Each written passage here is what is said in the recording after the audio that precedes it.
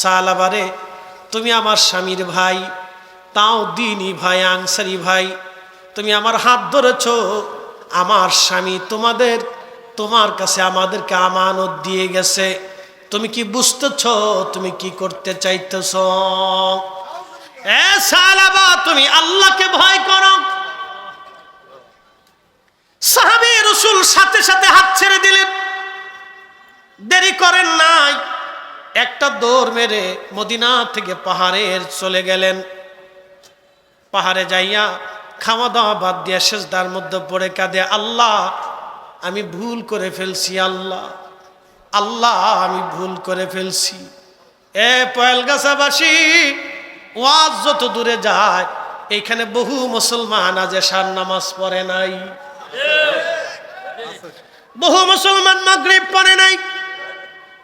মাগরিবের নামাজে সেজদা দেওয়াটা ছিল আল্লাহর হুকুম। বহু মুসলমান আসরের নামাজ পড়ে নাই। মন খারাপ করবেন না, আমি কষ্ট দেওয়ার জন্য বলতেছি না। ইরজিই, আপনি ফিরে আসেন, ইলা রব্বিকি রাদিয়াতাম মারদিয়া, আল্লাহর সন্তুষ্টির দিকে ফিরে আসেন। আপনি আল্লাহর সন্তুষ্টির দিকে আপনি ফিরে আসেন, আল্লাহর সন্তুষ্টির দিকে আপনি ফিরে আসেন। ভয় নাই, নামাজ তো ছেড়ে দিয়েছেন, জীবনে বহু অপরাধ করে ফেলছেন, আপনি অনেক ভয় করবেন না। সাহাবী রাসূল পাহাড়ের মধ্যে যে কান্না শুরু করলেন সেজদায় পড়ে, আল্লাহ মনিবের অবাধ্য গোলামের পরিণতি না হয় জানি কি কঠিন হবে। মনিবের অবাধ্য গোলামের, বুঝেন নাই, মনিবের অবাধ্য গোলাম। আল্লাহ আমি তো সাহাবী রাসূল অনেক বড় অন্যায় করে ফেলছি। আমি কি করছে, শুধুমাত্র হাতটা ধরছে, এতটুকুনি এত ভয় অন্তরে আসলো। আমি তো সাহাবী রাসূল, আল্লাহ আমি আমানতের খেয়ানত করে ফেলছি। আজ আমি তোমার অবাধ্য হইছি, না জানি এই গোলামের হালত কি হবে আজ। আল্লাহ ক্ষমা না করলে সালাবা পাহাড় থেকে কোনোদিন মদিনায় ফিরে যাবে না। সেজদায় পড়ে পড়ে কাঁদতেছিলেন। আহা কি কান্না! নবীজি তাবুকের যুদ্ধ থেকে ফিরে আসলেন, সাহাবীরা যার যার ঘরে চলে গেলেন। সাহাবী, মুহাজির সাহাবী বাড়িতে যাওয়ার পর স্ত্রীকে বলেন, বিবি আমার তোমরা কেমন আছো? বলে আলহামদুলিল্লাহ, আল্লাহ আমাদেরকে ভালো রাখছে। বলো আমার ভাই সালাবা তোমাদের সাথে কেমন ব্যবহার করেছে? স্ত্রী বলতেছে, স্বামী গো, আপনার ভাইয়ের কাছে আমাদেরকে আমানত দিয়েছিলেন, তিনি যথোপযুক্ত হক আদায় করেছেন বটে, কিন্তু একটা ভুল করে বসছে। বলে বিবি কি ভুল? বলতেছে, স্বামী গো ভুল হলো, তিনি হঠাৎ করে একদিন হয়তো আমার সৌন্দর্য মোহিত হয়ে আমার হাত চেপে ধরেছেন। আমি তখন আপনার আমানতের কথা স্মরণ করিয়েছি, আল্লাহর ভয়ের কথা স্মরণ করানোর পরে আপনার ভাই আমার হাতটা ছেড়ে দিয়ে পাহাড়ে চলে গেছে। বহুদিন ধরে কান্নাকাটি করে আল্লাহর কাছে তওবা করতেছে। সে আর মদিনাতে ফিরে আসে নাই। মুহাজির সাহাবী তিনি চলে গেলেন, যাইয়া সে পাহাড়ে খুঁজতে খুঁজতে সালাবকে পেয়ে গেলেন। বলল, ভাই আমার, আমি তোমারে মাফ করে দিছি, তুমি চলো মদিনায়। বলে, না ভাই, তুমি মাফ করলে হবে না, আল্লাহ মাফ না করা পর্যন্ত আমি ফেরব না। ভাইরে, তুমি মাফ না করলে হবে না, আমার রব মাফ করছেনি। অনেক অনুনয় বিনয় করতেছে, ভাই চলো মদিনাতে, আমি রাসূলের দরবারে নিয়ে যাব, আল্লাহর হাবিবের বরগাহে তোমারে নিয়ে যাব। বলতেছে, ভাইরে তুমি আমাকে নিতে পারো, কিন্তু আমার হাত বেঁধে আসামিকে যেমনে ধরে নিয়ে যাওয়া হয় ওইভাবে তুমি আমাকে বেঁধে নিয়ে রওনা করো। সালাবা রাদিয়াল্লাহু আনহুর হাত বাঁধা হলো। মুহাজির সাহাবী রশি টেনে টেনে নিয়ে আসলেন মদিনায়। সালাবা রাদিয়াল্লাহু আনহুর মেয়ে ছিল খানসামা রাদিয়াল্লাহু আনহা। হযরতে খানসামা এসে বলেন, আব্বা জান, আপনি যে ভুল করেছেন গো বাবা, আসেন আপনাকে হযরত আবু বকরের দরজায় নিয়ে যায়, দেখি আবু বকর কি করে আপনার জন্য। হযরতে সালাবাকে মেয়ে খানসামা রাদিয়াল্লাহু আনহা রশি ধরে টেনে টেনে সিদ্দিক আকবরের দরজায় নিয়ে গেলেন। কে? বলে আমি সালাবার মেয়ে খানসামা। বলে খানসামা কি জন্য আসছো? বলে আবু বকর সিদ্দিক, আমার আব্বা জানকে রশি বেঁধে নিয়ে আসছি, আমার আব্বা ভুল করে ফেলছে, আপনি তো সিদ্দিক আকবর, আল্লাহর নবীর বরগাহে নিয়ে আমার আব্বা জানের জন্য একটা ব্যবস্থা করে দেন। আবু বকর বললেন, না হে খানসামা, তোমার আব্বা জানের অপরাধ নিয়ে আমি রসুলের দরবারে সুপারিশ করতে পারবো না, আমার পক্ষে সম্ভব না, তুমি চলে যাও। হযরতে খানসামা রশি টেনে টেনে হযরত ওমরের দরজায় নিয়ে আসছে। হযরত ওমরের দরজায় নিয়ে আসার পরে বলতেছে সালাম দিয়ে, কে? বলে আমি সালাবার মেয়ে খানসামা আসছি। সাইয়েদনা ওমর রাদিয়াল্লাহু আনহু, আপনার দরজাতে আসছি, আমার আব্বাজান ভুল করে ফেলছে, এখন আপনি আল্লাহর নবীর বরগাহে নিয়ে আমার আব্বাজানের জন্য একটা ফয়সালা নিয়ে আসেন। হযরত ওমর বললেন, না না খানসামা, তুমি তোমার বাপকে নিয়ে চলে যাও, আমার দ্বারা এই সম্ভব হবে না, তোমার আব্বা বড় নাফরমানি করে ফেলছে, আমানতের খেয়ানত করে ফেলছে, আমার দ্বারা সম্ভব না। হযরতে সালাবাকে তার মেয়ে নিয়ে চলে গেল হযরতে আলী রাদিয়াল্লাহু আনহুর দরজা। বলল, হযরতে আলী, আমি খানসামা সালাবার মেয়ে আপনার দরজায় আসছি, আমার আব্বা ভুল করে ফেলছে গো, আপনি নবীর দরজায় নিয়ে আমার আব্বা জানকে মাফ করায় দানেন। হযরত আলী বললেন, না রে খানসামা, আমার পক্ষেও সম্ভব না, তুমি অন্য কোথাও চলে যাও। হযরত খানসামা ডাক দিয়ে বলতেছে, আব্বা জান, আবু বকরের দরজায় গেলাম, তিনিও জায়গা দিলেন না, হযরত ওমরের দরজায় গেলাম, তিনিও জায়গা দিলেন না, আলীর দরজায় গেলাম, তিনিও জায়গা দিলেন না, আপনাকে নিয়ে চলি আল্লাহর হাবিবের বরগাহে। রশি টানতে টানতে আল্লাহর হাবিবের বরগাহে নিয়ে গেলেন। কে? সালাম দিয়ে বলেন, ইয়া রাসূলুল্লাহ, আমি খানসামা, আপনার সাহাবী সালাবার মেয়ে, আপনার আসামি সালাবাকে রশি বেঁধে ধরে নিয়ে আসছি। হুজুর, আমি আমার আব্বাজানকে নিয়ে আসছি, রশি বেঁধে আসামি ধরে নিয়ে আসছি, আপনি কিছু করেন, না হলে আপনার সালাবা ধ্বংস হয়ে যাবে। কালেমা তাওহীদ আরশে লেখা, বামেতে মুহাম্মদ আকা, হাবিবের পাশে হাবিব বসাও, বন্ধুর পাশে বন্ধু বসা, কালেমাতে আসে প্রমাণ, বালাগাল উলা বিকামালিহি কাশাফাত তুজা বিজামা, হাসনাত জামিউ খুসাইহি সাল্লাল্লাহু ইন্নাকা উলিতা মুবাররান মিন কুল্লি আইব, কাআন্নাকা ক্বাদ খুলিকতা কামা। আজ করলে কি লাভ, শুনলে কি লাভ? লাভ হবে তার আমলে, আমলেও লাভ হবে না নবী প্রেম না থাকলে দিলে, ঠিক কিনা? নবী প্রেম থাকলে দিলে লাভ হবে কম, আমলে সুপারিশ করবে নবীর হাসরের ময়দানে।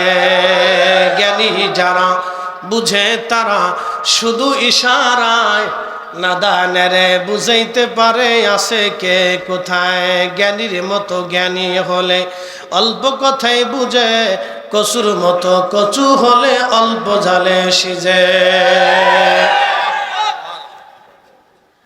শাহজালাল ইয়ামানি মুজাররদি সেই দিন যদি ওনার জায়নামাজ পানির নিচে ডুবে যাইতো,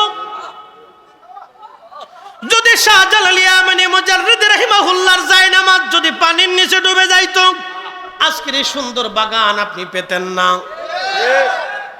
তার মানে বোঝা গেল শাহজালাল ইয়ামানির জায়নামাজ কিয়ামত পর্যন্ত বাংলায় ভেসে থাকবে। বুঝেন নাই মনে হয়? বুঝছেন? একই বিশ্বাস, দৃঢ় ঈমান নিয়ে বেঁচে থাকার চেষ্টা করবেন। ভাববেন ইমান চলে গেলে আর ইমান পাবেন না। বউ চলে গেলে বউ পাবেন, পিতামাতা চলে গেলে ও হাসরের ময়দানেও পিতামাতা পাবেন, কবরে যা দেখা হবে। বন্ধু বান্ধব চলে গেলেও হাসরের ময়দানে কিয়ামতে পাবেন, হাসরের ময়দানে দেখা হবে। কিন্তু ইমান চলে গেলে কবরে আর হাসরে ইমান খুঁজে পাওয়া যাবে না। এটা একবারে কালবের ভিতরে বদ্ধ করে মজবুত করে ধারণ করতে হবে, মনে রাখবেন। খাজা বাবা আজমেরি সেনজারি রহমাতুল্লাহ আলাইহি, প্লিজ কথা বলবেন না, ওয়াজের ভিতরে কথা বলতে হয় না, শুনতে হয়। খাজা বাবা আজমেরি রহমাতুল্লাহ আলাইহি সেদিন তিনি আজমির শরীফে দাঁড়াইয়া এক মুষ্টি মাটি নিয়ে বিসমিল্লাহি আল্লাহু আকবার বলে পানিপথের প্রান্তরে ছুঁড়ে মেরেছিলেন। খাজা বাবা আজমিরের সেই ধুলি যদি পানিপথ প্রান্তরে না ছড়িয়ে পড়তো, তাহলে ভারত উপমহাদেশে আজকে আপনি ইসলাম খুঁজে পেতেন না। কথা বলেন। ইওলি আল্লাহর বাংলাদেশ, শহীদ গাজীর বাংলাদেশ, রহম করো আল্লাহ, রহম করো আল্লাহ। কদিন আগে দিয়ে গজলটারে চেঞ্জ করে আরেকজনের নাম লাগাই দিচ্ছে। টুপি পরালো এদেশে কারা, নাম লাগায় কার? কি একটা আশ্চর্য কায়দা বাইদা। এদেশে মুসলমানদের মাথায় টুপি পরাইছে আউলিয়া کرام, এদেশে মুসলমানদের জবানে কালেমার বলিয়ে দিয়েছে আউলিয়া کرام, এদেশে মুসলমানদেরকে কোরআন শিখিয়েছে আউলিয়া کرام। এটা আউলিয়া کرامের জমি, নাই কথা কন না কেন? এটা ওলিদের জমি, এটা ওলিদের জমি। এই ওলি আল্লাহর বাংলাদেশ, শহীদ গাজীর বাংলাদেশ, রহম করো আল্লাহ, রহম করো আল্লাহ। শাহজালালের বাংলাদেশ, শাহপরানের বাংলাদেশ, রহম করো আল্লাহ, রহম করো আল্লাহ। লা ইলাহা ইল্লাল্লাহ, লা ইলাহা ইল্লাল্লাহ, লা ইলাহা ইল্লাল্লাহ, লা ইলাহা ইল্লাল্লাহ। হাসবি রাব্বি জাল্লাল্লাহ, মা ফি কলবি গায়রুন, আহা নূর মুহাম্মদ সাল্লাল্লাহ, বলি নূর মুহাম্মদ সাল্লাল্লাহ, ও লা ইলাহা ইল্লাল্লাহ, লা ইলাহা ইল্লাল্লাহ, ও লা ইলাহা। জবান খুলে আল্লাহ আল্লাহ আল্লাহ আল্লাহ আল্লাহ আল্লাহ আল্লাহ আল্লাহ আল্লাহ আল্লাহ আল্লাহ আল্লাহ আল্লাহ আল্লাহ আল্লাহ আল্লাহ আল্লাহ আল্লাহ সুবহান কে পারে বুঝিতে তোমার শান। আল্লাহ আল্লাহ আল্লাহ আল্লাহ আল্লাহ আল্লাহ আল্লাহ আল্লাহ আল্লাহ আল্লাহ আল্লাহ। জিন্দা কে মারিতে পারো, জিন্দা কে মারিতে পারো, মরার পারো দিতে জান, মরার পারো দিতে জান, কে পারে বুঝিতে তোমার শান। আল্লাহ আল্লাহ আল্লাহ আল্লাহ আল্লাহ আল্লাহ আল্লাহ আল্লাহ আল্লাহ আল্লাহ আল্লাহ আল্লাহ। সুবহান কে পারে বুঝিতে তোমার শান। আল্লাহ আল্লাহ আল্লাহ আল্লাহ আল্লাহ আল্লাহ আল্লাহ আল্লাহ। তোমার দোস্ত হাবিবুল্লাহ আগে তারে বানাইয়া, নূরের রূপে তৈয়ার করে রাখছো তারে লুকাইয়া। আল্লাহ দোস্ত হাবিবুল্লাহ আগে তারে বানাইয়া নূরের রূপে তৈয়ার করে রাখছ তারে লুকাইয়া जो पाक सुबहान के पारे जीते तुम्हार शान अल्लाह अल्लाह अल्लाह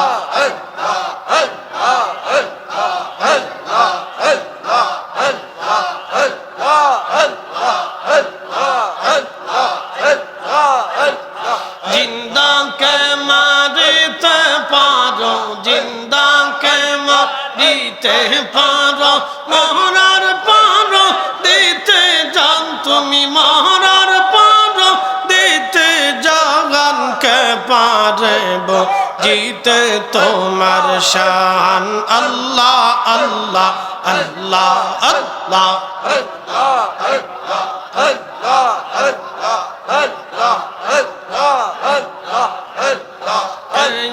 लख 24,000 पैगंबर बानहिया तुम्हार दोस्त हाबिबुल्लाह रखसो तारे लुकाइया 1,24,000 पैगंबर बानहिया तुम्हार दोस्त हाबिबुल्लाह रखसो तारे लुकाइया जो पाक सुबहान के पारे जीते तुम्हार शान अल्लाह अल्लाह अल्लाह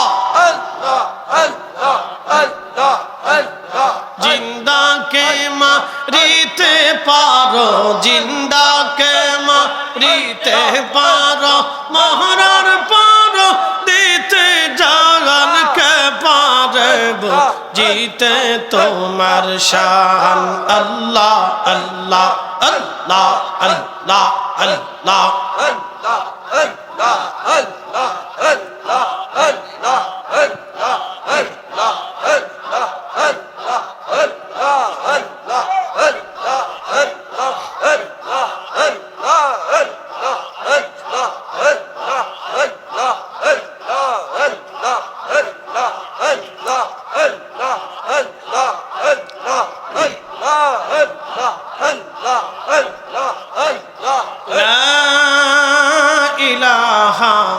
इल्लल्लाहु मुहम्मदुर रसूलुल्लाह সাল্লাল্লাহু আলাইহি ওয়াসাল্লাম। বলছিলাম আমি ওয়াজের মাঝে মানব জাতির বয়স মিনিমাম হলো 2,24,000 বছর। এই 2,24,000 বছরে কোটি কোটি মানুষ কবরে চলে গেছে, সবাই ঈমান নিয়ে কবরে যেতে পারে নাই। খুব মনোযোগ দিবেন, যারা ঈমানওয়ালা তারা বড় ভাগ্যবান। সবাইকে আল্লাহ নবী মনোনীত করেন নাই, সবাইকে আল্লাহ রসুল মনোনীত করেন নাই।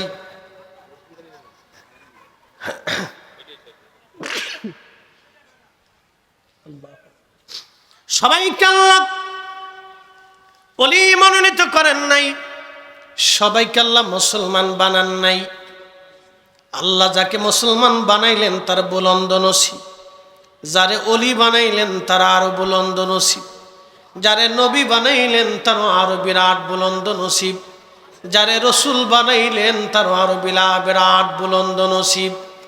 এবং বিরাট সমস্ত নবীদের নবী যিনি, রসুলদের ইমাম যিনি, কুল মাখলুকাতের সাইয়্যিদ যিনি, তামাম সৃষ্টির ফাউন্ডেশন তিনি, রাহমাতুল লিল আলামিন নবীজির মহান সম্মান একেবারে অতুলনীয়। কথা বলেন ঠিক কিনা?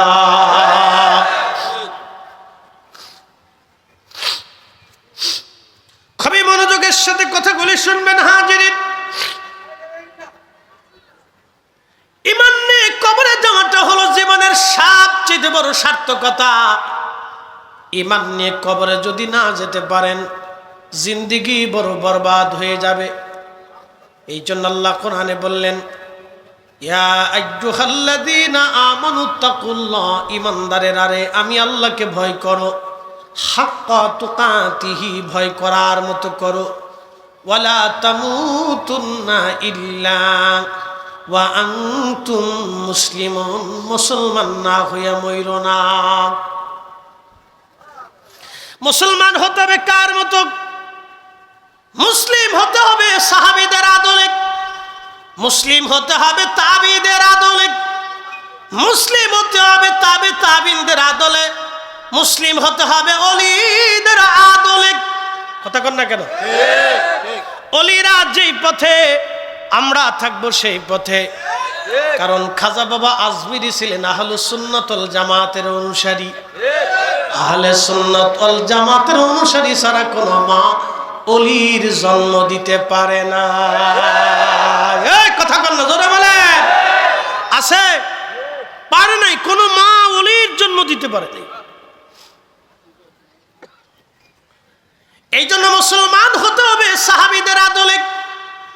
আউলিয়া কাম যেই পথে যেই মতে ঘুমিয়ে গেলেন, ওই পথে ওই মতে ওই ইমানে যারা ঘুমাবে তারা ওয়ালা তামুতুন্না ইল্লা ওয়া আনতুম মুসলিমুন, তারা মুসলমান হয়ে কবরে যাবে।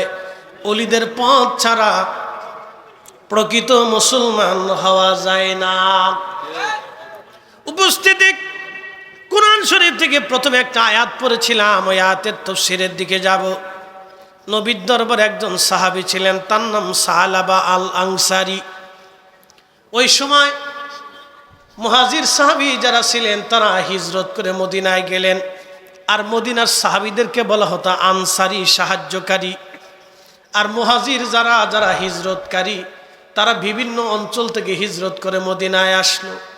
তাদের তো বাড়ি নাই, ঘর নাই, জমি নাই, সম্পদ নাই, ভাই নাই, বোন নাই, বংশ নাই, আত্মীয়তা কেউ নাই। আল্লাহর নবী সমস্ত আনসারীদেরকে ডেকে বলেন, আনসারীরা রে, আমার মুহাজির সাহাবীদেরকে তোমরা এক একজন নিয়ে ভাই বানায় নাও। কি বানায় নাও? ভাই। মুহাজিরদেরকে নিয়ে তোমরা ভাই বানায় নাও। সমস্ত আনসারী সাহাবীরা মুহাজিরদেরকে নিয়ে গেলেন ভাই বানাইয়া। কারো যদি জমি ছিল, অর্ধেক জমি ভাইয়ের নামে দিয়ে দিল। দুইটা ঘর থাকলে একটা ঘর ভাইকে দিয়ে দিল। বাড়ি বাসনপত্রগুলি ভাগ করে তার মুহাজির ভাইকে দিয়ে দিল। কারো যদি দুইজন স্ত্রী ছিল, একজন স্ত্রীকে তালাক দিয়ে তার ভাইয়ের সাথে বিবাহ পড়ায় দিল। একসাথে বলবেন আল্লাহু আকবার। না না, হয় না, আরো জোরে বলে আল্লাহু আকবার।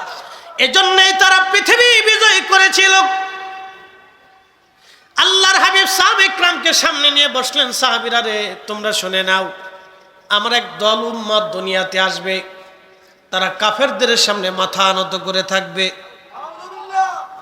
সাহাবা ইকরাম চিন্তায় পড়ে গেলেন, ইয়া রাসূলুল্লাহ, তারা কি আমাদের থেকে সংখ্যায় কম হবে? নবীজি বললেন, না সাহাবী না, তারা তোমাদের থেকে বহু বহু গুণে সংখ্যায় বেশি থাকবে। একটু চিন্তা করেন, আল্লাহ রাসূলের কথার সাথে মিলে দেখেন। সাহাবা ইকরাম খুব চিন্তায় পড়ে গেলেন, পেরেশানির মধ্যে পড়ে এত বেশি পেরেশানি পড়লেন যে চিন্তায় পড়ে গেলেন যে এত উম্মত থাকার পরও তারা কাফেরদের সামনে মাথা নত করবে, আর আমরা মুসলিমে কয়জন কাফেরদের সামনে মাথা নত করি না? আল্লাহ নবী ডাক দিয়ে বললেন, সাহাবীরা, তোমাদের থেকে বহু বহু গুণে তারা বেশি হবে, কিন্তু কাফেরদের সামনে মাথা নত করে থাকবে তারা। সাহাবা ইকরাম বলেন, হুজুর কি জন্য? নবীজি বলেন, সাহাবীরা রে, তোমরা যেমন দুনিয়াকে লাথি মেরে মৃত্যুকে কবুল করে নিয়েছ, মরণকে তোমরা ভয় পাও না, আমার এক জামাত উম্মত দুনিয়াতে আসবে যারা মৃত্যুকে ভয় পাবে, দুনিয়াকে ভালোবাসবে। মিলিয়ে নিবেন, খুব মিলাবেন। মৃত্যুটাকে ভয় পাবে, দুনিয়াকে ভালোবেসে নিবে।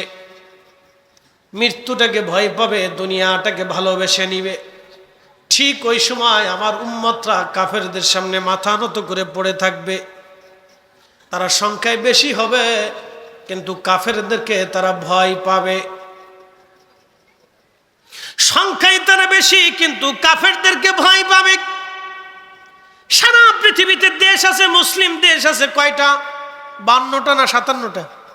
57টা মুসলিম দেশ আছে।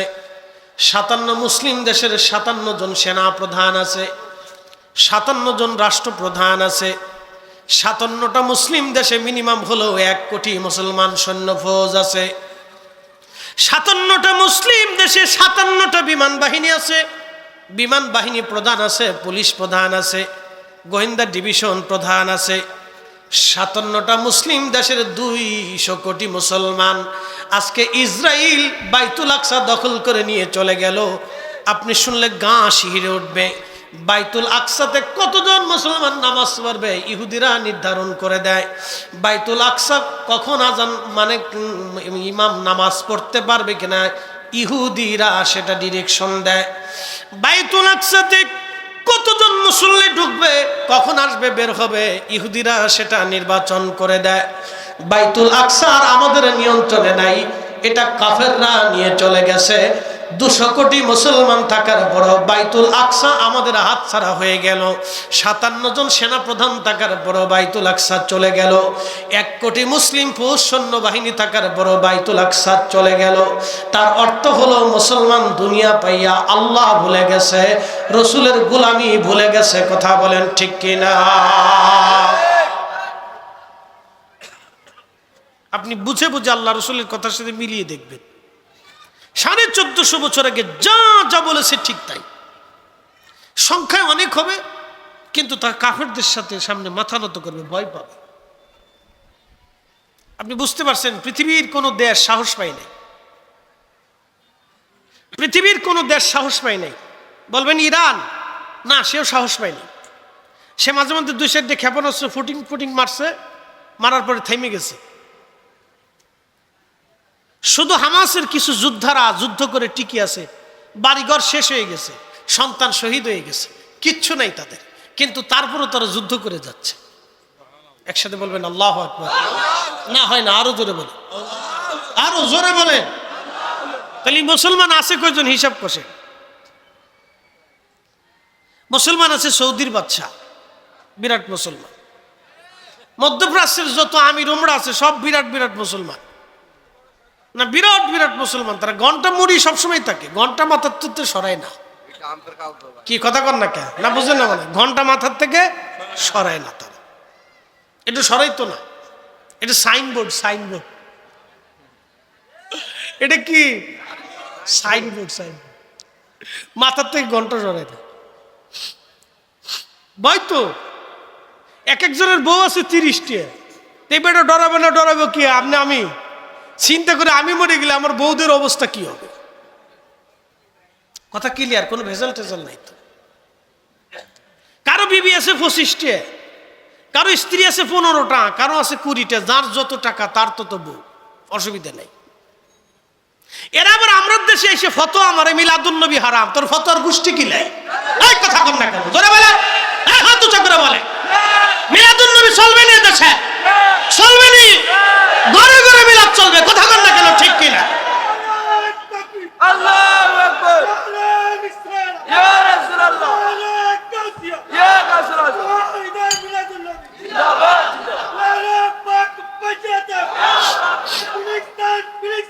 জিন্দাবাদ। আমরা দেশে ফতোয়া মারে। ইস, পায়ালগাছাবাসী, বরুড়ার মুসলমান, খুবই মনোযোগের সাথে কথাগুলি শুনবেন।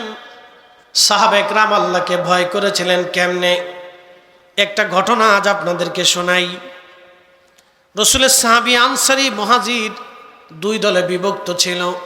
আল্লাহর নবী বললেন, তাবুকের যুদ্ধের ময়দানে কারা যাবা তারা চলো। 30,000 সাহাবী প্রস্তুতি নিল, তাবুকের যুদ্ধের ময়দানে যাবে।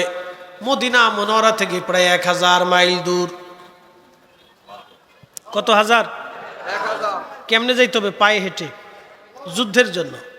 কোন সাহাবী আসছে, তার কোনো খাবার টাবার নেই, একই কাপড়, একটা জুব্বা, একটা চাদর আর একটা তলোয়ার নিয়ে যুদ্ধে রওনা দিচ্ছে। একসাথে বলবেন আল্লাহু আকবার। জীবনের জন্য না শাহাদাতের জন্য? শাহাদাতের জন্য। তারা আল্লাহকে ভয় করত, দুনিয়াকে ভালোবাসতো না, মৃত্যুকে পছন্দ করত। কারণ তারা জানতো আমার মৃত্যু মানে আল্লাহর সাথে সাক্ষাৎ। এই আশিকের রাসূল যারা, তারা মরণকে ভয় পায় না। তারা চিন্তা করে মৃত্যুর পরেই আমার কবরে আমার রসুলের সাথে দেখা হবে। ইমাম আহলুস সুন্নাত আলা হযরত রাহিমাহুল্লাহ, হুজুর গাউসে পাক রাহিমাহুল্লাহ, ইমাম মালিক রাহিমাহুল্লাহ, মুজাদ্দিদ আল ফিসানি রাহিমাহুল্লাহ, খাজা বাকিবিল্লাহ রাহিমাহুল্লাহ, শাহ সুফি ফতে আলী রসুলনামা রাহিমাহুল্লাহ, পৃথিবীর বড় বড় বুজুর্গ যারা ছিলেন, তারা মৃত্যুকে পছন্দ করতেন যে মৃত্যুর পরেই আমার রসুলের সাথে দিদার হবে। আল্লাহু আকবার। সাহাবী রসুল 30,000 সাহাবী তাবুকের যুদ্ধের ময়দানের দিকে রওনা করলেন। 30,000 সাহাবীর ভিতরে একজন সাহাবী ছিলেন মুহাজির। মুহাজির সাহাবীর ভাই ছিল হযরতে সালাবা। সালাবা ছিলেন আনসারী সাহাবী। সালাবাকে বলে গেলেন, ভাই আমার, আমি তো যুদ্ধের ময়দানে চলে যাচ্ছি, তুমি যেহেতু মদিনাতে আসো, আমার স্ত্রী আছে, আমার সন্তান আছে, আমার স্ত্রী সন্তানদের ভরণ পোষণ, খাবার দাবার দেখাশোনা তুমি করবে। হযরতে সাহাবী যুদ্ধের ময়দানে চলে গেলেন। দীর্ঘদিন পর্যন্ত সালাবা রাদিয়াল্লাহু আনহু তিনি ওই ঘরের মধ্যে খাবার দিয়ে আসেন, প্রয়োজনীয় সামগ্রী পানি দিয়ে আসেন, লাকড়ি টাকড়ি দিয়ে আসেন, সমস্ত প্রয়োজনীয় সামগ্রী দিয়ে আসেন। একদিন শয়তান ডাক দিয়ে বলল, সালাবারে, তুমি তো প্রত্যেক দিন তোমার ভাইয়ের স্ত্রীর ঘরে খাবার দিয়ে আসো, তার সন্তানদেরকে খাবার দিয়ে আসো, কিন্তু তুমি তো একটা বড় পর্দা সরাইয়া দেখো নাই তোমার ভাইয়ের স্ত্রী দেখতে কেমন। শয়তান রাসূল কারীমের সাহাবীর অন্তরের মধ্যে ধোঁকা দিয়ে বসলো। আল্লাহর নবী বললেন, সাহাবীরা রে শোনো, উম্মতেরা শোনো, শয়তান রক্তের শিরার ভিতর দিয়ে ঢুকে কালবের মধ্যে বসে বসে ধোঁকা দিতে থাকে। যদি এই ধোঁকা থেকে তুমি বাঁচতে চাও তো আল্লাহর জিকিরের ধাক্কা মারো। আল্লাহর জিকিরের ধাক্কা যখন মারবেন তখনই শয়তান আপনার কাল থেকে বের হইয়া দৌড়াইয়া পালাইয়া চলে যাবে। চিৎকার মেরে জোরে বলেন আল্লাহু আকবার। এজন্য ওলিরা জিকির করাইতো। ওলিরা কি করাইতো? আর আমরা দেশের মোল্লাই সৌদি আরব ফেরত, made in Saudi Arab, made in Abdul Wahhab Najdi. উনি বেদাতের ফালতামে, ঠিক আছে, বেদাত বেদাত। সাহাবীদের জমানায় ছিল না, সূরা কোথাকার। এই কে বলছে না সাহাবীদের জমানায় ছিল না? আল্লাহ রাফা সাউতি লিযিকরিহি ইয়ানশরিফুন নাসু মিনাল মাকতুবা কানা আলা হাদিন নবী সাল্লাল্লাহু আলাইহি ওয়াসাল্লাম রাবাহুল বুখারী। নবীর জমানাতে সাহাবায়ে کرام ফরজের নামাজের পরে উচ্চ আওয়াজ দিয়ে জোরে জোরে জিকির করতেন। একসাথে বলবেন আল্লাহু আকবার। এ ফতোয়া মারতেছে, ফতোয়া দিয়ে ইসলামটা শেষ করে ফেলছে। এত ফতোয়া মারছে যে আমাদের যুবক শ্রেণী আজকে অধিক যুবকরা আদবের নষ্ট হয়ে গেছে। দেখেন মুরব্বী দেখলে সালাম দেয় না। এই কথা কর না কেন?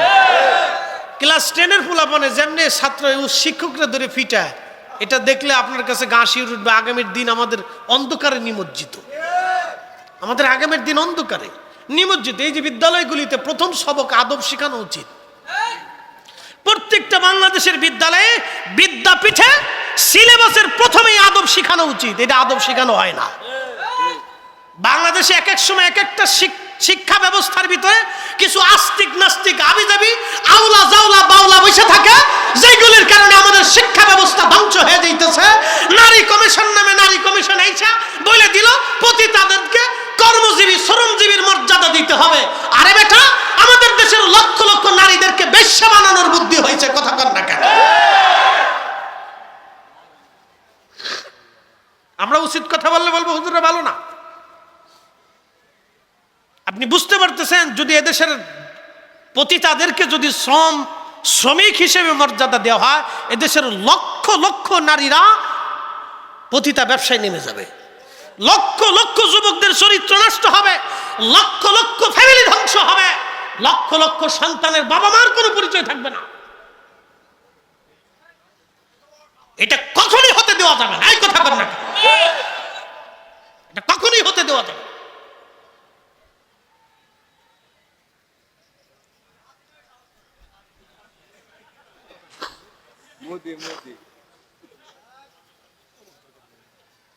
প্রিয় উপস্থিতি হাজিরিন, মনোযোগ দিবেন। সাহাবী রাসূল দিতে গেলেন তিনি তেনার ভাইয়ের ঘরের স্ত্রীর ঘরের মধ্যে বাড়িতে খাবার দিলেন, কিন্তু পর্দা সরাইলেন। সরায় দেখলেন এক পরমা সুন্দরী নারী। কারণ আরবের মেয়েরা অত্যন্ত সুন্দরী হয়, যে সুন্দর তো অনেক সুন্দর। হযরত সালামা স্থির থাকতে পারেন নাই, দরজা পর্দা সরাইয়া দৌড়ায় যাইয়া তার ভাইয়ের স্ত্রীর হাত চেপে ধরলেন।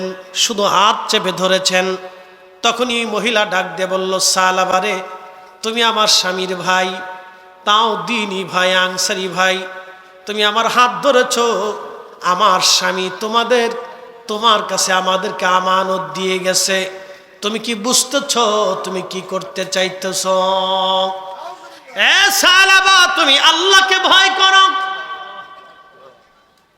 সাহাবী রাসূল সাথে সাথে হাত ছেড়ে দিলেন, দেরি করেন নাই। একটা দৌড় মেরে মদিনা থেকে পাহাড়ের চলে গেলেন।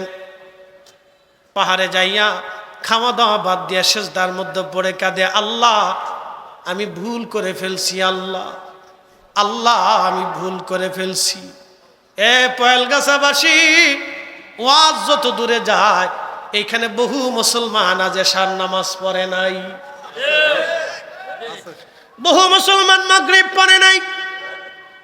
মাগরিবের নামাজে সেজদা দেওয়াটা ছিল আল্লাহর হুকুম।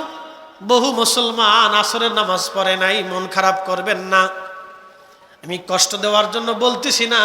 ইরজিই, আপনি ফিরে আসেন, ইলা রব্বিকি রাদিয়াতাম মারদিয়া, আল্লাহর সন্তুষ্টির দিকে ফিরে আসেন। আপনি আল্লাহর সন্তুষ্টির দিকে আপনি ফিরে আসেন, আল্লাহর সন্তুষ্টির দিকে আপনি ফিরে আসেন।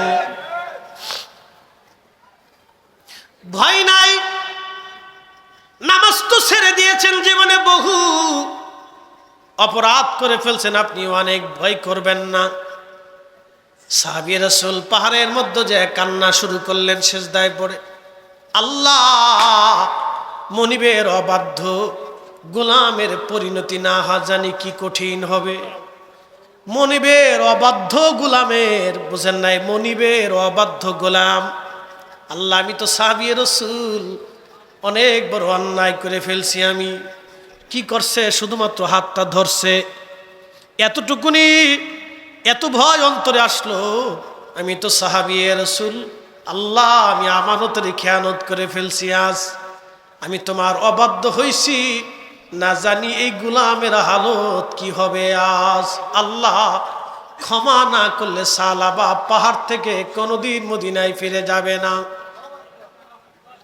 সেজদায় পড়ে পড়ে কাঁদতেছিলেন। আহা কি কান্না! নবীজি তাবুকের যুদ্ধ থেকে ফিরে আসলেন, সাহাবীরা যার যার ঘরে চলে গেলেন। সাহাবী, মুহাজির সাহাবী বাড়িতে যাওয়ার পর স্ত্রীকে বলেন, বিবি আমার, তোমরা কেমন আছো?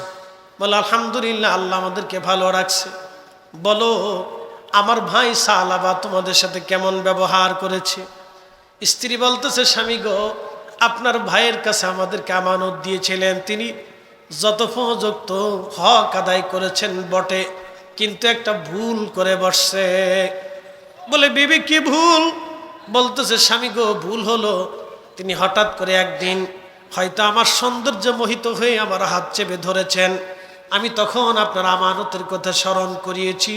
আল্লাহর ভয়ের কথা স্মরণ করানোর পরে আপনার ভাই আমার হাতটা ছেড়ে দিয়ে পাহাড়ে চলে গেছে। বহুদিন ধরে কান্নাকাটি করে আল্লাহর কাছে তওবা করতেছে। সে আর মদিনাতে ফিরে আসে নাই। মুহাজির সাহাবী তিনি চলে গেলেন।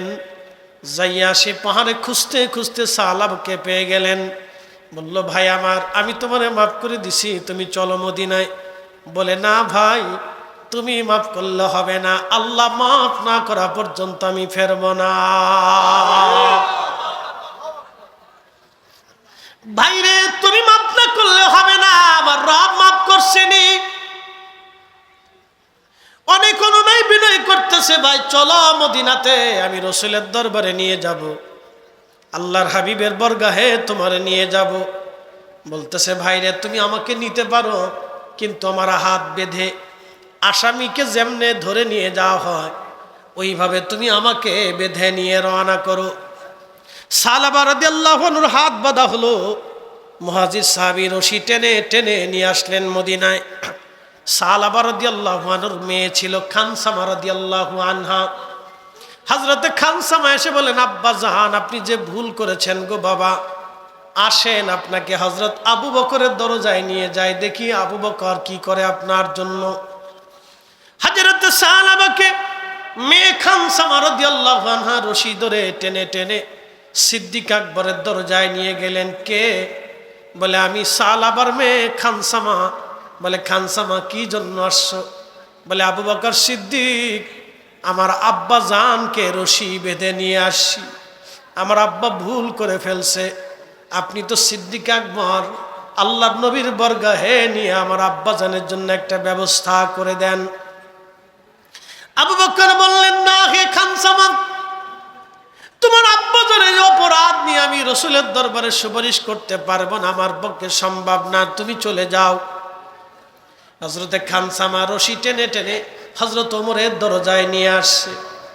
হযরত ওমরের দরজায় নিয়ে আসার পরে বলতেছে সালাম দিয়ে, কে? বলে আমি সালাবার মেয়ে খানসামা আসছি। সাইয়েদনা ওমর রাদিয়াল্লাহু আনহু আপনার দরজাতে আসছি, আমার আব্বাজান ভুল করে ফেলছে, এখন আপনি আল্লাহর নবীর বরগাহে নিয়ে আমার আব্বাজানের জন্য একটা ফয়সালা নিয়ে আসেন। হযরত ওমর বললেন, না না খানসামা, তুমি তোমার বাপকে নিয়ে চলে যাও, আমার দ্বারা এই সম্ভব হবে না, তোমার আব্বা বড় নাফরমানি করে ফেলছে, আমানতের খেয়ানত করে ফেলছে, আমার দ্বারা সম্ভব না। হযরতে সালাবাকে তার মেয়ে নিয়ে চলে গেল হযরতে আলী রাদিয়াল্লাহু আনহুর দরজা। বলল, হযরতে আলী, আমি খানসামা সালাবার মেয়ে আপনার দরজায় আসছি, আমার আব্বা ভুল করে ফেলছে গো, আপনি নবীর দরজায় নিয়ে আমার আব্বা জানকে মাফ করায় দেন। হযরত আলী বললেন, না রে খানসামা, আমার পক্ষেও সম্ভব না, তুমি অন্য কোথাও চলে যাও। হযরতে খানসামা ডাক দিয়ে বলতেছে, আব্বা জান, আবু বকরের দরজায় গেলাম, তিনিও জায়গা দিলেন না, হযরত ওমরের দরজায় গেলাম, তিনিও জায়গা দিলেন না, আলীর দরজায় গেলাম, তিনিও জায়গা দিলেন না, আপনাকে নিয়ে চলি আল্লাহর হাবিবের বরগাহে। রশি টানতে টানতে আল্লাহর হাবিবের বরগাহে নিয়ে গেলেন। কে? সালাম দিয়ে বলেন, ইয়া রাসূলুল্লাহ, আমি খানসামা, আপনার সাহাবী সালাবার মেয়ে, আপনার আসামি সালাবাকে রশি বেঁধে ধরে নিয়ে আসছি। হুজুর, আমি আমার আব্বাজানকে নিয়ে আসছি, রশি বেঁধে আসামি ধরে নিয়ে আসছি, আপনি কিছু করেন, না হলে আপনার সালাবা ধ্বংস হয়ে যাবে। ঠিক তখনই সাহাবী রাসূল খানসামা রাদিয়াল্লাহু আনহা রাদিয়াল্লাহু আনহু দাঁড়িয়ে দাঁড়িয়ে দরজায় কাঁদতেছিলেন। আল্লাহর নবী ডাক দিয়ে বললেন, খানসামা রে, তুমি তোমার আব্বাজানকে নিয়ে যাও, আল্লাহর ওহী না আসা পর্যন্ত আমি রাসূল সিদ্ধান্ত দিতে পারি না। সালাবা ডাক দিয়ে বলল, মা খানসামা রে, আমার রশি ছেড়ে দাও, আমি পাহাড়ে চলে যাব, আজ কোনোদিন ফিরে আসবো না, যদি আল্লাহ আমারে মাফ না করে। রাসূলের সাহাবী রওনা হয়ে গেলেন, যেতে যেতে পাহাড়ে চলে গেলেন। পাহাড়ে যাওয়ার পরে কাঁদতেছিলেন আর বলতেছিলেন, হে রব, আমি আবু বকরের দরজায় গেছি, তিনি তাড়িয়ে দিয়েছেন, আমি ওমরের দরজায় গেছি, তিনিও তাড়িয়ে দিয়েছেন, আমি হযরত আলীর দরজায় গেছি, তিনিও তাড়িয়ে দিয়েছেন, আমি তোমার মেহবুবের দরজায় গেছি, তিনি আমাকে নিরাশ করেছেন। আল্লাহ, ইয়া আল্লাহ, তোমার দরজা থেকে যদি আমাকে নিরাশ করে দাও, তোমার খানসামা ধ্বংস হয়ে যাবে আল্লাহ, তোমার সালাবা ধ্বংস হয়ে যাবে আল্লাহ। আল্লাহ, আমি সালাবা কোনোদিন মদিনায় ফিরে যাব না, যদি তুমি ক্ষমা না করো আল্লাহ। এইভাবে বিনয় বিনয় করে সালাবা রাদিয়াল্লাহু আনহু কাঁদতেছিলেন। আমার আল্লাহ জিব্রাইলকে পাঠিয়ে দিলেন আল্লাহর হাবিবের বারগাহে। জিব্রাইল আমিন এসে সালাম দিলেন, ইয়া রাসূলুল্লাহ, পৃথিবীর মালিক কি আপনি না আল্লাহ? বলে, হে জিব্রাইল, সৃষ্টির মালিক আমার রব, আমার আল্লাহ।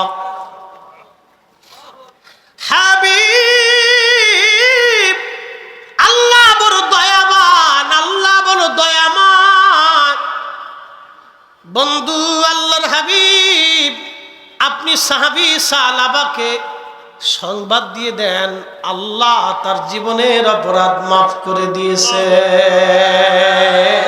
চিৎকার মেরে জোরে বলেন আল্লাহু আকবার। কখনো তোমাকে যদি ভুলি, হেদায়েতের আলো জেলে নিয় কাছে তুলি, কখনো তোমাকে যদি ভুলি, হেদায়েতের আলো জেলে নিয় কাছে তুলি,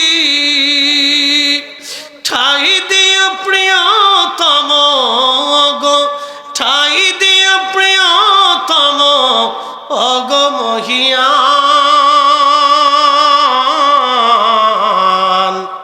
তুমি রহমান তুমি মেহেরবান।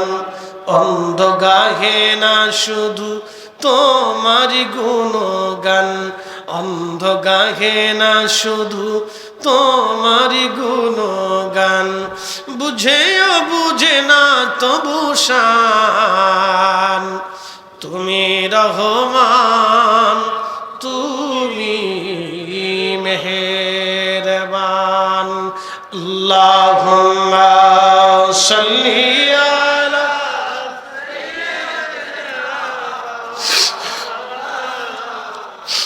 মুহাম্মদ সাইয়্যিদিনা।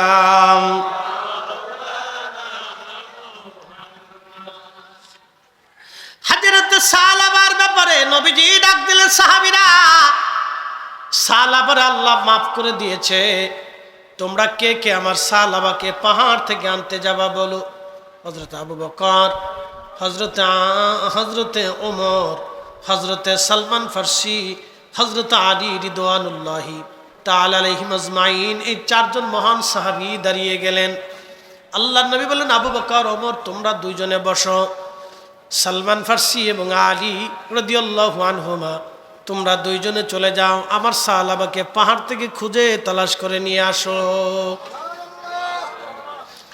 নবীর মহান দুইজন সাহাবী খুঁজতে খুঁজতে পাহাড়ের গহ্বরে যায় দেখলেন একটা কোনায় সালাবা সেজদায় পড়ে কাঁদতেছে, আল্লাহ ক্ষমা যদি না করো তোমার সালাবা ধ্বংস হয়ে যাবে, আল্লাহ তোমার সালাবা ধ্বংস হয়ে যাবে, ক্ষমা যদি না করো। আমার পীর মুর্শিদ হুজুর কেবলা জান আট্টুশির হুজুর শেষ রাত্রিবেলা তাহাজ্জুদের সময় একটা শের গাইতেন, আপনাদেরকে একটু শোনাই। শুধু মাঝে মধ্যে হয়তো অনেকেই বিরূপ মন্তব্য করতে পারেন, একটা সুন্দর শের আপনাদেরকে শোনাবো। হুজুর কেবলা এইভাবে গাইতেন, গুনাহগারো বলে মাওলা, অপরাধী বলে মাওলা, দূরে ফেলে দিও না, গুনাহগারো বলে মাওলা। ঠিক তাহাজ্জুদের সময় শেষ রাত 3টে 3:30 ভিতরে এই শেরটা টানতেন, অপরাধী বলে মাওলা, গুনাহগারো বলে মাওলা, দূরে ফেলে দিও না, মাগফিরাতের দ্বার হইতে নায়ম্মেদ কইরো না, মাগফিরাতের দ্বার হইতে নায়ম্মেদ কইরো না। আল্লাহ আল্লাহ বলে ডাকি মাওলা শোনো না, আল্লাহ আল্লাহ বলে ডাকি মাওলা শোনো না, না জানি কই রাশি আমি কি গুনাহ, না জানি কই রাশি আমি কি গুনাহ। এভাবে কাঁদতেন তিনি, মুরিদরাও কাঁদত। প্রিয় উপস্থিতি, সানাবা পাহাড়ের গুহার মধ্যে মতো পড়ে পড়ে কাঁদতেছে, আল্লাহ ক্ষমা যদি না করো তোমার সাহাবা ধ্বংস হয়ে যাবে। সালমান ফার্সি গেলেন আর সাথে হযরত আলী গেলেন। দুইজন যায় সাহাবাকে বলতেছে, সাহাবারে মাথা উঠাও, সুসংবাদ নিয়ে আমরা আসছি। বলে বলো কি সুসংবাদ? বলে আল্লাহ তোমারে মাফ করে দিয়েছে। একসাথে জোরে বলেন আল্লাহু আকবার। আল্লাহু আকবার। قل يا عبادي الذين أسرفوا على أنفسهم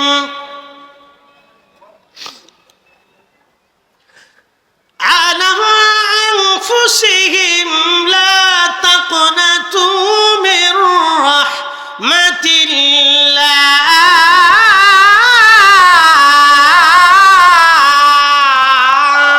আল্লাহু আকবার।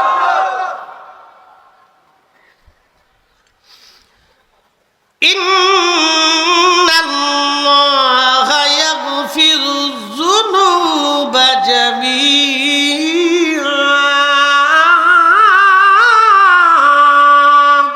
আল্লাহু আকবার।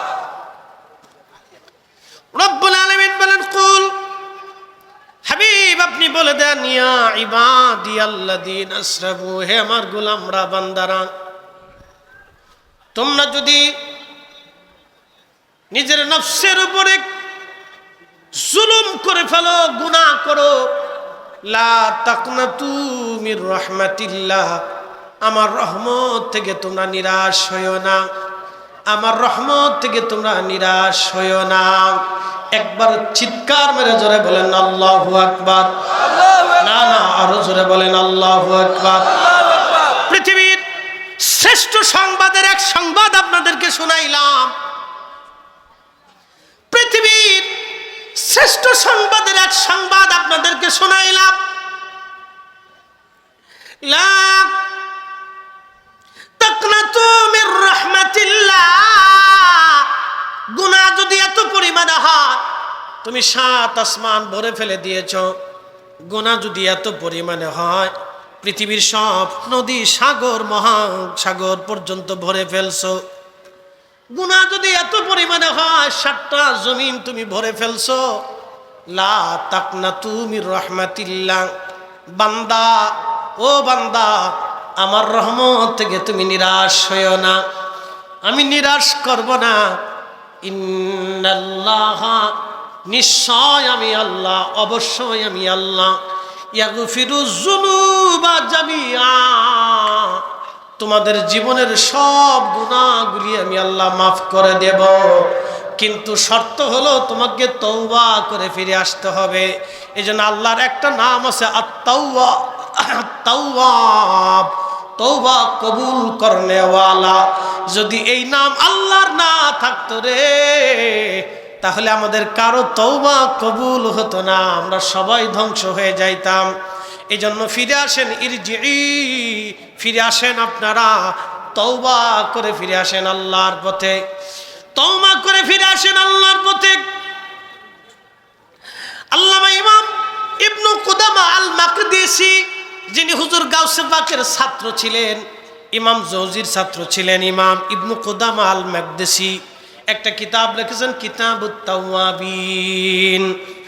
এই কিতাবুত তাওয়াবিনের ভিতরে তিনি লিখেছেন, আল্লাহর নবীকে এক সাহাবী বলেন, ইয়া রাসূলুল্লাহ, কোন বান্দা গুনাহ করে ফেলছে, এরপরে তওবা করলো, আল্লাহ রাসূল বলেন মাফ।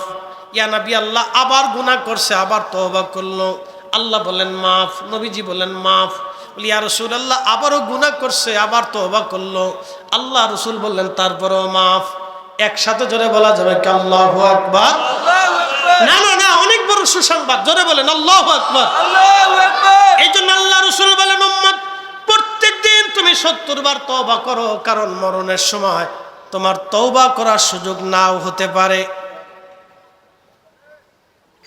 কথা বুঝতেছেন আপনারা? তওবা একসাথে বলেন কি? তওবা তওবা তওবা। ফিরে আসেন আল্লাহর দিকে, ফিরে আসেন, তওবা করে ফিরে আসেন, তওবা করে ফিরে আসেন, আল্লাহর দিকে ফিরে আসেন। সুযোগ এখনো আছে, আল্লাহ সুযোগ রেখে দিয়েছে, ফিরে আসেন। বাবাজি আমার, আপনি যত বড় শক্তিমান হন না কেন, মরণ আপনার পিছু ছাড়বে না। বাংলাদেশের হাজার হাজার কোটি কোটি টাকার মালিক যারা ছিলেন তারা মারা গেলেন। তারা মারা গেলেন, তাদের কবরে মাত্র 3 টুকরা কাফনের কাপড় দেওয়া হলো। হাজার হাজার বিঘা সম্পত্তির মালিক যাদের ছিল তারা কবরে চলে গেলেন, মাত্র 3.5 হাত জমিন কবর তাদের জন্য বরাদ্দ হলো। আপনি পৃথিবীর মালিক যদি হন, 3.5 হাত কবর আপনার জন্য বরাদ্দ। আপনি যদি হাজার হাজার বিলিয়ন ট্রিলিয়ন কোটি কোটি টাকার মালিক হন, পৃথিবীর সমস্ত স্বর্ণ আপনার যদি মালিকানায় আসে, পৃথিবীর সমস্ত যদি গহনা এবং রূপা এবং আপনার কি বলে আর জহরতগুলি, হীরা মণিমুক্ত যদি আপনার অধীনে চলে আসে, মাত্র 3 টুকরা কাফনের কাপড় আপনার জন্য বরাদ্দ। এর বেশি 1 ইঞ্চিও বেশি পাবেন না। মাত্র 3 টুকরা বরাদ্দ, 3 টুকরা বরাদ্দ কাপড়, মাত্র 3.5 হাত জমিন বরাদ্দ। আমার এই 2টা কথা যদি কেউ বাড়ি পর্যন্ত নিয়ে যেতে পারেন, তাহলে আজকেই তওবা হবে। আল্লাহ, জীবনে কারো অর্থ মেরে খাবো না, জীবনে কারো হক মেরে খাবো না। আল্লাহ, জীবনে জীবনে কারো রক্ত চুষবো না। আল্লাহ, জীবনে কারো অধিকার ক্ষুণ্ণ করব না। জীবনে ভাইয়ের সম্পদ মারব না। জীবনে বোনের হক নষ্ট করব না। জীবনে কখনো মা বাবার হক নষ্ট করব না। শুধু 2টা কথা বাড়ি নিয়ে যান। 1 নাম্বার, আপনি অনেক অর্থের, যত অর্থের মালিক হন, পৃথিবীর মালিক হলো আপনার জন্য মাত্র 3 টুকরা কাফনের কাপড় বরাদ্দ। সারা পৃথিবীর মালিকও যদি আপনি হয়ে যান, 3.5 হাত জমিন আপনার জন্য বরাদ্দ। এর বেশি কিছুই আপনি পাবেন না। সাহাবী 2 জন সাহাবাকে নিয়ে আসলেন।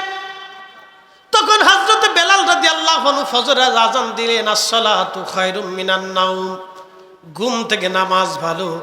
সমস্ত সাহাবী মসজিদ ভরা, একেবারে জায়গা নাই। হযরত সালাবা রাদিয়াল্লাহু আনহু সবার পিছনের কাতারে এসে দাঁড়াইলেন। আল্লাহর নবী কোরআন তেলাওয়াত শুরু করলেন। আলহামদুলিল্লাহ সূরা ফাতিহা পড়ার পরে নবীজি সূরা তাকাসুর শুরু করলেন। আলহাকুমুত তাকাসুর হাত্তা যুরতুমুল মাকাবির। আল্লাহু আকবার। আলহাকুমুত তাকাসুর হাত্তা যুরতুমুল মাকাবির। আল্লাহু আকবার। ঠিক তখনই হযরত সালাবা রাদিয়াল্লাহু আনহু থরথর করে কাঁপতেছিলেন। থরথর করে কেঁপে চিৎকার দিয়ে উঠলেন, আহ! শুধু আহ! চিৎকার দিয়ে হযরত সালাবা মসজিদে নবীর মধ্যে পড়ে গেলেন। পরে আর দেরি হলো না, আমার আল্লাহ তার রূহ নিয়ে চলে গেলেন। নামাজরত অবস্থায় কোরআন তেলাওয়াতে আল্লাহর ভয়ে। আলহাকুমুত তাকাসুর অর্থ বলে দিয়ে যায়, মানুষ দুনিয়ার পিছে দৌড়াইয়া আমি আল্লাহকে ভুলে যায়। মানুষ দুনিয়ার পিছে দৌড়াই আমি আল্লাহকে ভুলে যায়। হাত্তা যুরতুমুল মাকাবির, কবর পর্যন্ত, কবর পর্যন্ত। এরপরে আর কোনো সুযোগ নাই। সালাবা ঘুমিয়ে গেলেন। মসজিদের মধ্যে সালাবা ইন্তেকাল করলেন। একসাথে চিৎকার মেরে জোরে বলেন না মারহাবা। মসজিদে নববীর ভিতরে সালাবা রাদিয়াল্লাহু আনহু তিনি ইন্তেকাল করলেন। ফজরের নামাজ শেষ হয়ে গেল। আল্লাহর নবী, আল্লাহর হাবিব সালাবা রাদিয়াল্লাহু আনহুর লাশ সরিয়ে তার গোসল করানোর ব্যবস্থা করতে বললেন। সাহাবীরা হযরত সালাবা রাদিয়াল্লাহু আনহুকে গোসল দেওয়াইলেন। কাফনের কাপড় পরাই আবার মসজিদের ভিতরে এনে রাখলেন। হযরতে খানসামা রাদিয়াল্লাহু তাআলা আনহা, সালাবা রাদিয়াল্লাহু আনহুর একটাই মাত্র কন্যা সন্তান। হযরতে খানসামা রাদিয়াল্লাহু তাআলা আনহা তিনি দৌড়ায় আসলেন। বাবার লাশের পাশে বসে বসে কাঁদতেছিলেন। আব্বাজান, আপনি ছাড়া তো আর আমার কেউ নাই, আমার মাও নাই, আমার পরিবারের আর ভাই বোন কেউ নাই, আমি একাই। আব্বা গো, আপনিও চলে গেলেন আল্লাহর ডাকে, আমি এখন কি করব, আমার উপায় কি হবে? ঠিক তখনই রাহমাতুল লিল আলামিন নবীজি আসলেন। এসে বলেন খানসামারে তুমি কাঁদো কেন? খানসামা বলি ইয়া রাসূলুল্লাহ ইয়া হাবিবাল্লাহ, আমার বাবা আল্লাহর ভয়ে মসজিদে নববীতে আপনার তেলাওয়াত শুনে আখিরাতের কথা স্মরণে ছটফট করে তিনি মারা গেছেন। আমার আব্বা একটা ভুল করেছিলেন, আমার রব আল্লাহ মাফ করে দিয়েছেন। ইয়া নবী আল্লাহ, আমার আর কোনো ভাই নাই, বোন নাই, আমার পরিবারের আর কেউ নাই, আমার আব্বা জানি ছিল। ওগো ইয়া নবী আল্লাহ, আমার আব্বা জান চলে গেল, আমার এখন উপায় কি হবে, আমি কি করব? আল্লাহর নবী বললেন খানসামারে তোমার বাবা যদি রহমাতুল লিল আলামিন হয় তাহলে কেমন হবে? আল্লাহু আকবার। তোমার বাবা যদি রহমতের নবী হয় তাহলে কেমন হবে? তোমার বোন যদি ফাতেমা হয় তাহলে বলো কেমন হবে? তোমার বাবা যদি নবী হয় তাহলে কেমন হবে? তোমার বোন যদি ফাতেমা হয় তাহলে খানসামা বলো তোমার কেমন হবে? খানসামা হেসে দিয়ে বলেন ইয়া রাসূলুল্লাহ, এর চাইতে বুলন্দ নসিব খানসামার জন্য আর কিছু হতে পারে না। তুমি মোদের আশার আলো, ঠিক কিনা? তুমি মোদের আশার আলো, তাই তো তোমায় বাসি ভালো। তুমি মোদের আশার আলো, তাই তো তোমায় বাসি ভালো। হৃদয় নামের ফুলদানিতে, হৃদয় নামের ফুলদানিতে গেথে রেখেছি প্রেমের মালা। ইয়া রাসূলুল্লাহ ইয়া হাবিবাল্লাহ, ইয়া রাসূলুল্লাহ ইয়া হাবিবাল্লাহ, ইয়া রাসূলুল্লাহ।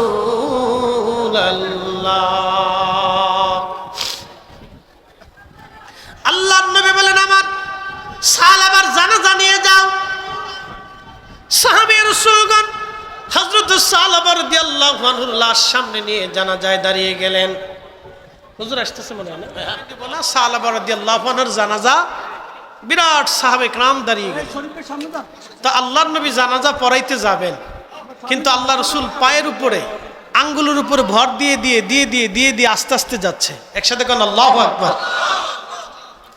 হযরত সাহাবার জানাজাতে সমস্ত সাহাবীরা দাঁড়ানো, নবীজি জানাজা পড়াইতে যাবেন, পা মুবারকের উপরে ভর দিয়ে দিয়ে আল্লাহর নবী যাচ্ছেন। সাহাবীরা বলেন ইয়া রাসূলুল্লাহ, আপনি কেন পায়ের আঙ্গুলের উপর ভর দিয়ে দিয়ে, আমাদের দেশে কাদা হইলে যেমন আমরা পায়ের আঙ্গুলের উপর ভর দিয়ে দিয়ে আস্তে আস্তে দেখে দেখে যাই, আল্লাহর হাবিব ওইভাবে দেখে দেখে যাচ্ছেন। সাহাবীরা বললেন হুজুর এরকম কখন আপনি হাঁটেন না, আজকে কেন এরকম হাঁটেন? বলে সাহাবীরা রে, আমার সাহাবার জানাজায় আল্লাহর আসমান থেকে এত ফেরেশতা আল্লাহ পাঠাইছে। আল্লাহু আকবার। আমার সাহাবার জানাজায় আল্লাহর আসমান থেকে এত ফেরেশতা পাঠিয়েছে, সাহাবীরা পা রাখার মতো কোনো জায়গা আমি পাচ্ছি না, সেই জন্যে আমি ধীরে ধীরে বুঝে বুঝে পা রাখতেছি যাতে ফেরেশতাদের পায়ের উপরে পা পড়ে না যায়। চিৎকার মেরে জোরে বলেন না ইয়া রাসূলুল্লাহ।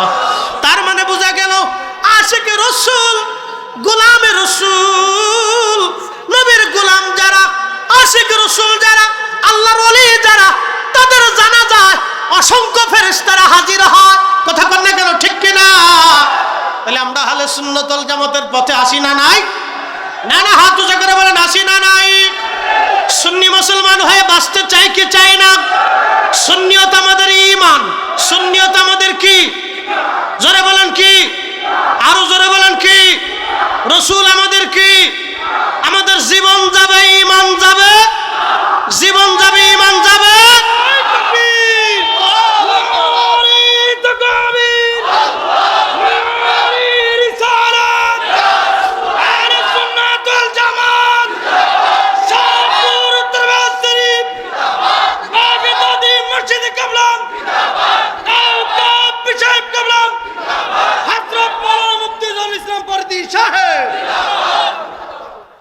আসসালাম আল বেদা।